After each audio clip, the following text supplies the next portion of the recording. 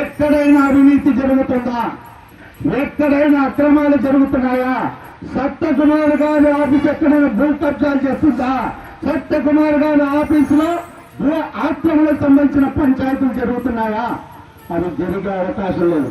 నేను ఇక్కడికి వచ్చిన రోజే చెప్పా, సత్యకుమార్ గారికి వందలు వేలు లక్షలాది మంది స్నేహితులు కార్యకర్తలుంటే నాలాంటి ఒక పేదరికంలో పుట్టినటువంటి వ్యక్తి తీసుకొచ్చి పెట్టాడంటే ఎంతో విశ్వాసంతో పెట్టింటాడు.